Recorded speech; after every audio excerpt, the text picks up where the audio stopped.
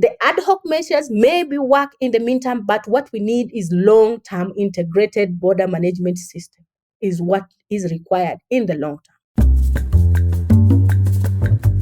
Welcome to Global Dispatches, a podcast for the foreign policy and global development communities and anyone who wants a deeper understanding of what is driving events in the world today.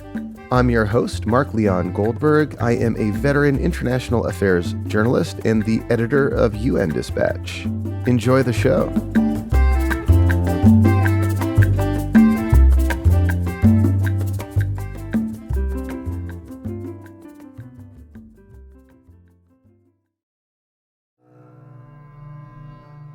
Since fighting broke out in Sudan on April 15th this year, more than 1 million people have been displaced internally and internationally. Many of the borders across which Sudanese have fled are not functional borders. That is, there is no process to register or screen people who are entering a country. According to my guest today, non-functional porous borders are exacerbating an already dire humanitarian crisis. Margaret Monyani is a senior migration researcher at the Institute for Security Studies in South Africa. We kick off discussing why the African Union is focusing more heavily on border control and administration before having a longer conversation about what Sudan's refugee crisis tells us about African borders today. And today's episode is produced in part through the support of the Carnegie Corporation of New York, as part of a series of episodes featuring African expertise on peace and security issues in Africa. Please visit globaldispatchespodcast.com to access other episodes that are part of the series. Now here is my conversation with Margaret Monyani of the Institute for Security Studies.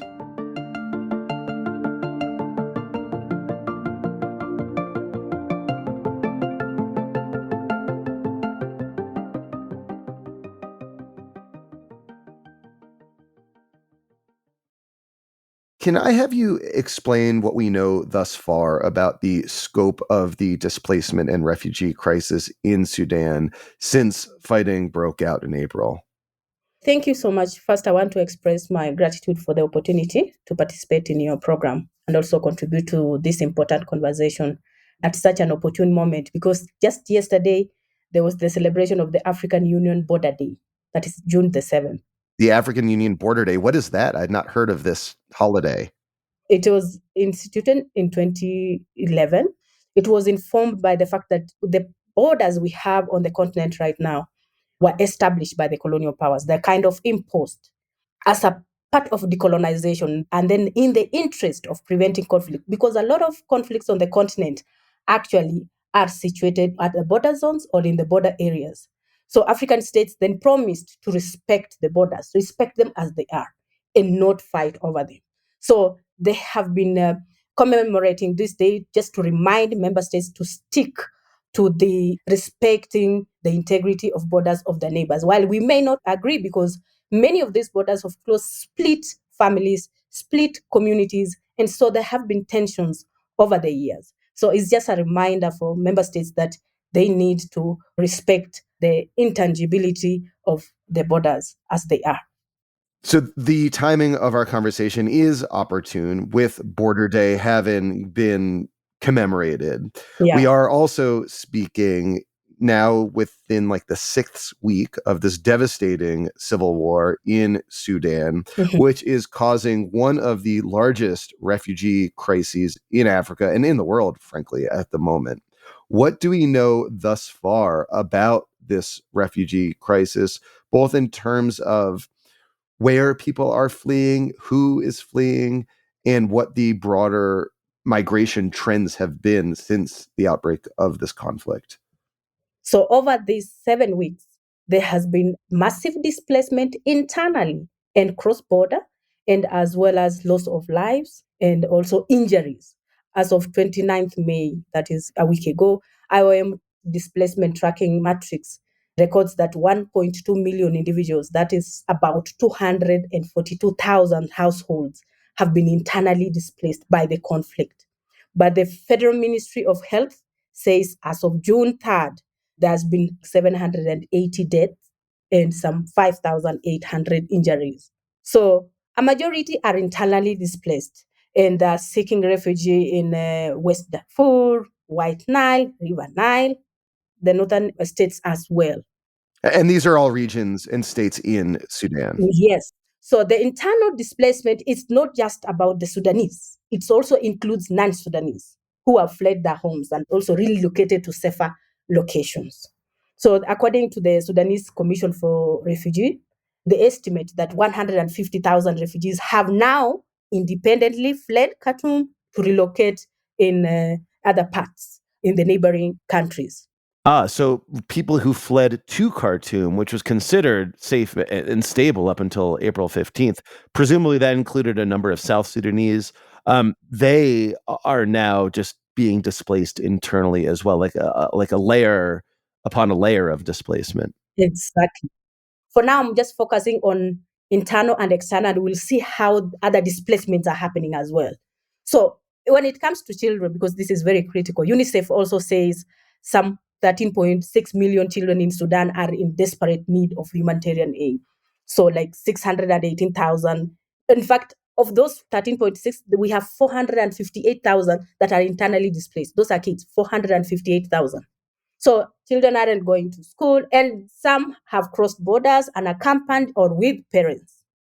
So these are estimates. Let's keep in mind that this is a volatile situation, and so having accurate data can be challenging. So that's why we stick to the estimates, but we also stick to some international organizations that are legitimate, UNICEF, IOM, and the rest, and UNHCR.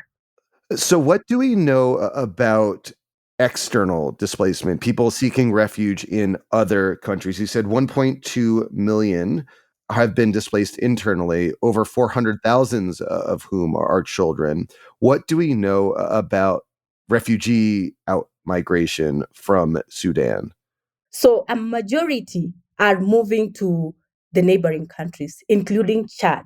Chad estimated that up to now, there is over 60,000 that have relocated to Chad. And then we have Egypt, we have South Sudan, and we have the Central Africa Republic, where quite a good number of these asylum seekers are moving to the immediate neighboring countries. Of course, there could be a negligible number that is flying out because now moving from the conflict zones has become very expensive. And so the majority are just moving to the neighboring countries like Chad, according to the Mixed Migration Center. It estimates them at 60,000, those ones that have fled to Chad. Now, to Egypt, we are at 40,000 and more. Central African Republic is the one that is having the least, about 6,000. Let me ask you about Chad and Egypt specifically, because in terms of sheer numbers of people, these are the top two destinations for fleeing Sudanese. But these are also very different countries in terms of both the strength of their government institutions and state capacity, with Egypt having a much relatively stronger state capacity than Chad. So I wanted to ask you, what are we seeing at those two borders? Starting with Egypt, how is Egypt handling this mass migration? Actually, there have been reports that Egypt hasn't been very welcoming to the refugees. In the last month, there were reports that they are returning them at the border, refusing them entry. So they're not really returning them, putting them on vehicles and taking them back to Khartoum, but simply just refusing them entry, which is, of course, against the international legal instruments as it is. Chad, because of the porous borders, they have no control. The system is non-existent to a large extent. So the people are just crossing however they want. But UNHCR and other humanitarian organizations have tried to be at the border to be able to help these individuals, track them, give them shelters, because it was actually reported in Chad they were sleeping under the trees right at the border, just in open air. This is really very dehumanizing. And so UNHCR and other partners had to come on board and also provide protection, provide immediate needs to the people who are stuck at the borders. So, whereas the border to Egypt is non porous, the Egyptian Mhm. authorities are not being terribly welcoming, but the border to Chad is fluid and porous. And so people are just crossing wherever they can. And You in your research have identified that a major problem, particularly along this Sudan-Chad border, is identifying and tracking displaced people who have crossed the border and need help. What is the nature of that problem, and why is it causing such challenges, both humanitarian and also potentially political and security challenges? So the issue of, and can we say, porous, fluid, non-existent or weak border system is actually very detrimental to the displaced. In what ways? Because a border has its function.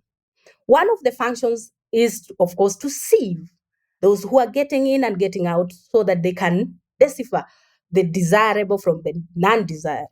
But when that mechanism is not in place, it means the desirable and the non-desirable can easily cross the borders.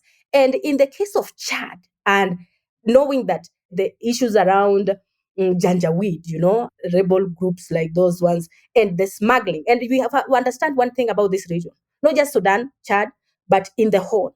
Smuggling and human trafficking is a big problem.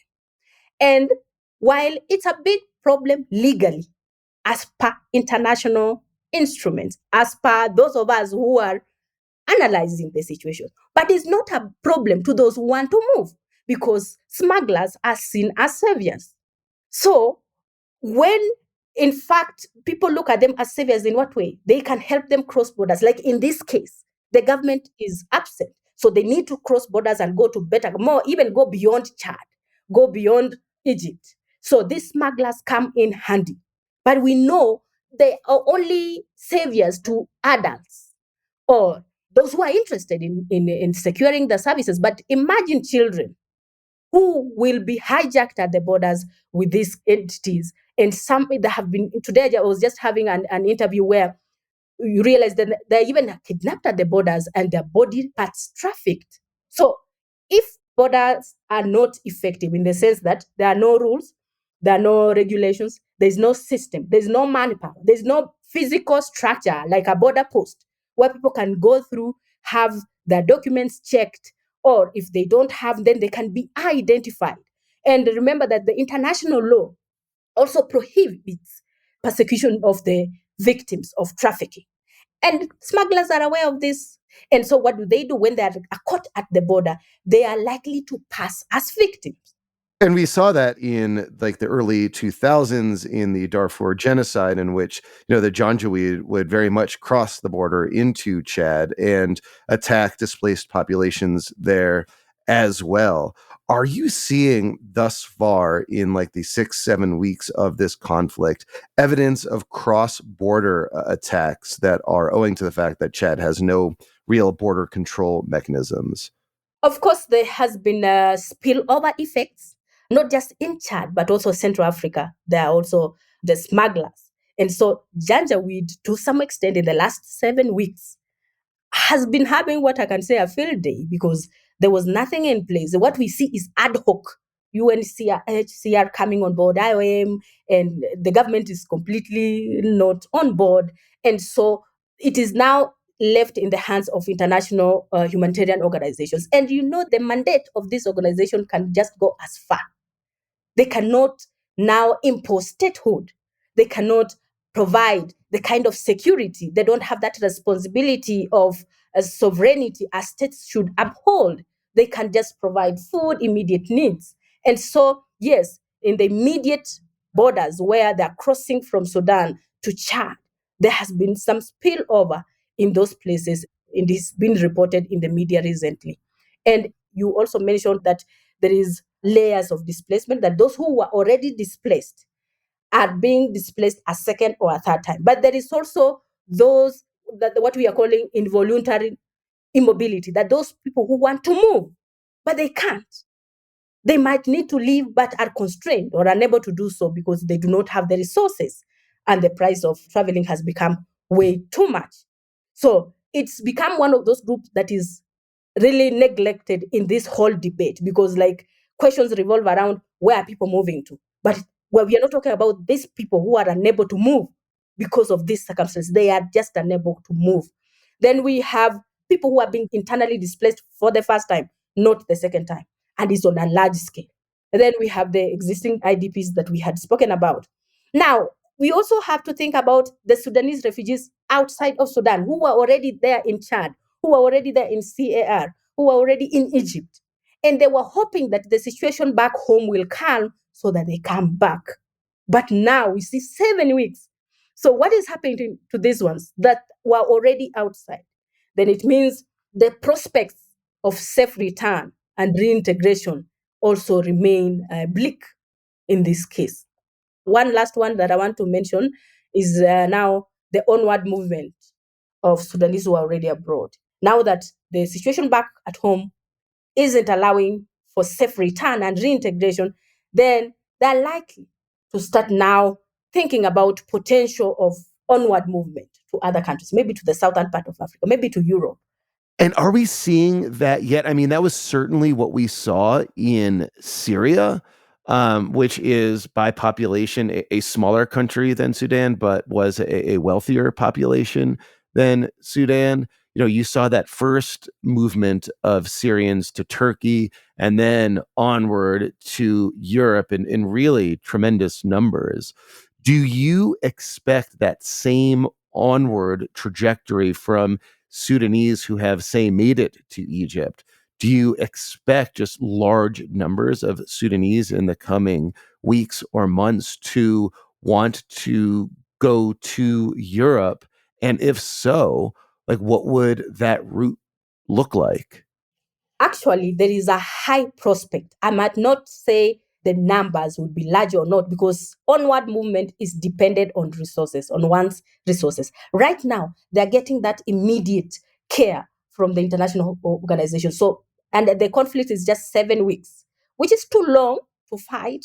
But probably those who do not have resources are hoping that something will come up, the international community will come on board, and then there will be some kind of safe return. They will go back to their homes and restart their lives.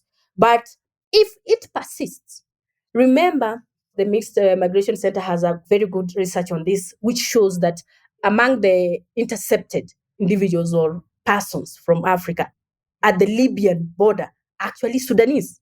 And also among the top 20 nationalities living in Italy are Sudanese. So what does that speak to? That this Sudanese, there is quite a bit of networks already in the northern part of Africa and Europe. So because people move in Africa, that is a common thing, they always are dependent on social networks. So if we already have them as top 20 nationalities in Italy, top 20 that are being intercepted at the Libyan border, heading towards Italy, it means that there is already history of them moving towards that. So it won't be hard for more people to take that route. And perhaps to the southern part of Africa, I'm not sure because actually Chad to southern Africa is quite a long route. It is easier to go up north to the Europe. I anticipate that quite a number will move that, especially if this conflict continues for a while. Especially, presumably, as you said, via Libya to Italy. Yes.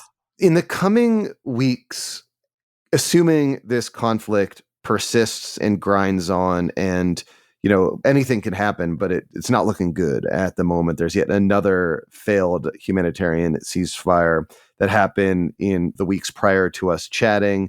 Are there any particular indicators or trends you'll be looking out towards that will suggest to you what migration patterns might look like going forward emanating from Sudan?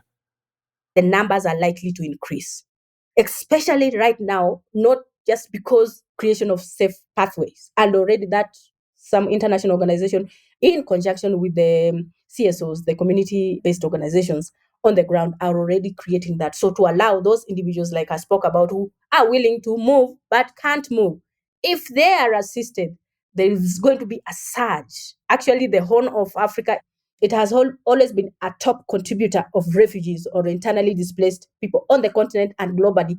But I think the numbers will skyrocket if this is not contained on time. I know the AU is working day and night to ensure there is a solution, and the IGAD and all the regional organizations are coming on board, and member states, the neighboring member states, because the spillover has impact on the neighboring economies. Like right now, it's not just about moving out. Like South Sudan depends on oil from Sudan. Now, that has been cut as we speak. There are businesses that have been stalled, So even taking in humanitarian aid has become an issue, So if it continues, more will flow into the neighboring country. And unfortunately, the example you're giving about Chad, we are saying already Chad is lacking 90% of the funding to take care of those refugees that were already in the country, in Chad, before the conflict. Now we have more numbers coming in. What does that even mean? Because there's no way these international organizations will take care of these large numbers of individuals, of the displaced, without funding. And I was looking at the call to take care of all the displaced from Sudan in different countries, and the contributions are only at 16%. Yeah, it's worrying. It's underfunded for sure. I'm wondering, though, in addition to providing the requisite funding to support the humanitarian needs of displaced Sudanese, both internally and across borders, are there any other concrete steps the international community can take to ensure the safer outmigration, specifically of Sudanese from Sudan to neighboring countries and beyond? Yeah, definitely the first one is creating the safe pathways. But this is in the short term. And then we are talking about also decentralization of aid, in the sense that the community-based organizations that have already been working in the communities can tell where are the safe pathways and where are the peoples, which families are missing. They can actually be used in the meantime to trace, to track, because the borders are failing, because they have worked with these communities for a while prior to displacement. They can actually, in a way, not the best way possible, but to help with the tracking and also to help reach those in need. But most importantly, now, effective border control measures. We can't talk about measures right now if we don't have policies in place. And we cannot go to the table right now and talk about rules and regulations if the conflict is ongoing. So the first stop should be, how do we stop the conflict? Then we can now bring people to the table, now talk about, but ad hoc measures at the border, like but the security agents can be deployed, but then they need also some kind of training. Why is training important? So they can be able to identify who is a traveler, who is a migrant, who is a refugee, who is some security agents, or border managers, security agents are not supposed to be at the border, but because these are the kind of borders where criminals have had a field day, then it's important for them to also be able to know, how do we identify now the rebels? How do we identify Janjaweed? How do we identify the traffickers? They need to have that knowledge. So the ad hoc measures may be work in the meantime, but what we need is long-term integrated border management system is what is required in the long term. Yes, the need to strengthen registration system, border control measures, but that is a long-term shot. Margaret, thank you so much for your time. We'll have to leave it there. Thank you.